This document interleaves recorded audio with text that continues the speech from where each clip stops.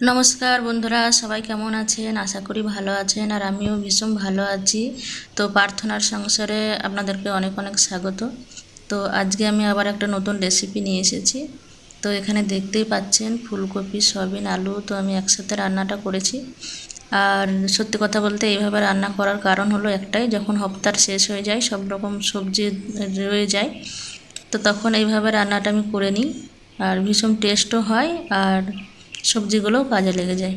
তো চলুন ভিডিওটা দেখতে থাকুন আমি কীভাবে রান্নাটা করেছি, আশা করি ভালো লাগবে। তো এখানে সবার প্রথমে সবজিগুলো কেটে নিয়েছি। এখানে আলু, ফুলকপি, একটা টমেটো, 4টে কাঁচা লঙ্কা, একটা ছোট্ট সাইজের পেঁয়াজ, আর এখানে হাফ ক্যাপসিকাম ছিল, আমি ওটা কেটে নিয়েছি।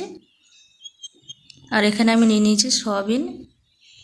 আর আমি মশলা নিয়ে নিয়েছি এখানে জিরে, গোলমরিচ, আদা, শুকনো লঙ্কা, আর এখানে ধনে।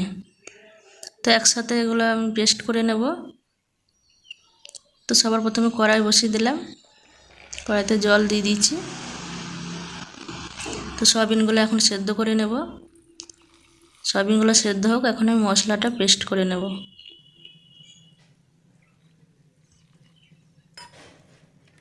তো মশলাটা আমি এখন পেস্ট করে নেব।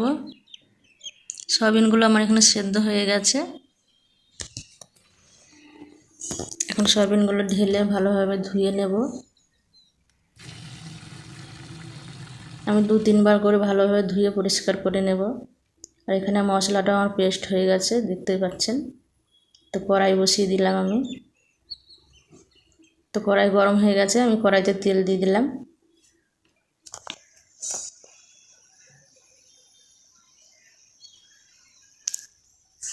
তো আমি আলুগুলো দিয়ে দিচ্ছি এখন।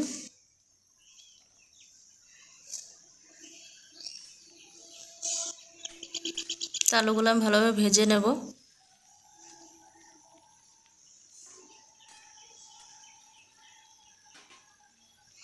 এখন আমি ফুলকপিটা দিয়ে দেব। ফুলকপিগুলোও একসাথে ভেজে নেব।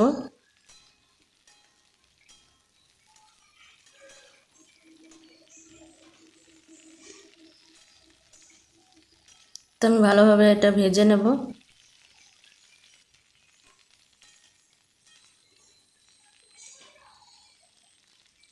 তো আমার এটা ভাজা হয়ে এসছে, এখন আমি ক্যাপসিকামটা দিয়ে দেব।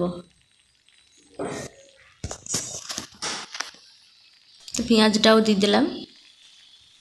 এগুলোকে আবার একসাথে ভেজে নেব।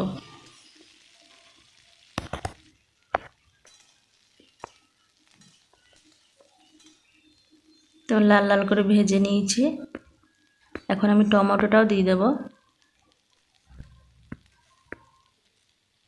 কাঁচা লঙ্কা, টমেটো একসাথে দিয়ে দিলাম।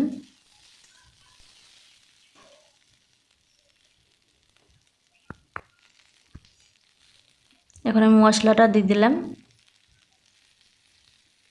জিরে বাটা, আদা বাটা, শুকনো লঙ্কা, গোলমরিচ, ধনে একসাথে পেস্ট করে রেখেছি আমি, ওটাই দিয়ে দিলাম। এখন আমি নুন দিয়ে দিচ্ছি, হলুদটাও দিয়ে দেব।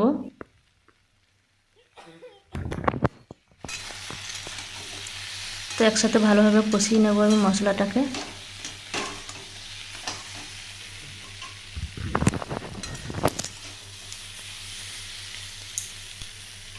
আমি রসুনটা দিলাম না বন্ধুরা, রসুনটা দিলে একটু অন্যরকম হয়ে যাবে, তাই রসুনটা আমি দিইনি এখানে, আপনারা চাইলে দিতে পারেন।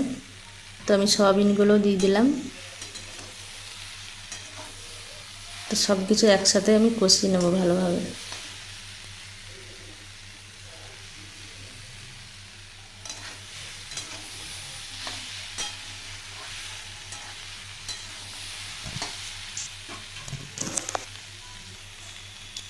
তো ভালোভাবে কষিয়ে নিয়েছি।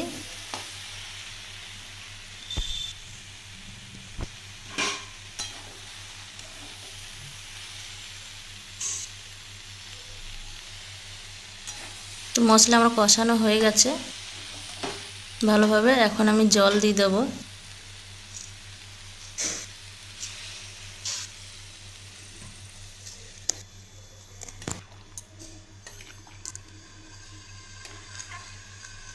পরিমাণ মতন জল দিয়ে দিলাম আমি।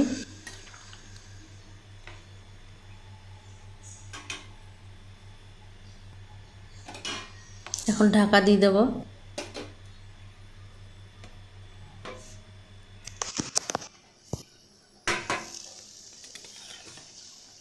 তো 10 মিনিট ঢাকা দিয়ে রেখেছিলাম আমি। তো 10 মিনিট পরে আমি ঢাকাটা খুলে নিলাম। তো আশা করি আমার সবজি সেদ্ধ হয়ে গেছে।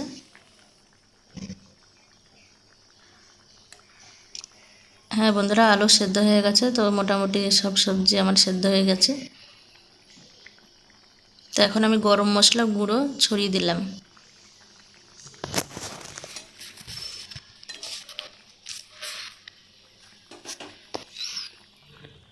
তো রান্না আমার কমপ্লিট। গ্যাসটা বন্ধ করে দিলাম। তো চলুন আমি ঢেলে নেব।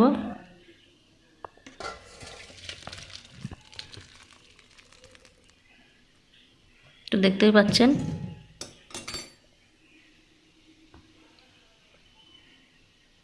তো এইভাবে আপনারা বাড়িতে করে খাবেন, ভালোই লাগবে, সবজিগুলো কাজে লেগে যাবে। তো টাটা বন্ধুরা, সবাই ভালো থাকবেন। ভিডিওটা ভালো লাগলে একটু লাইক কমেন্ট শেয়ার করবেন।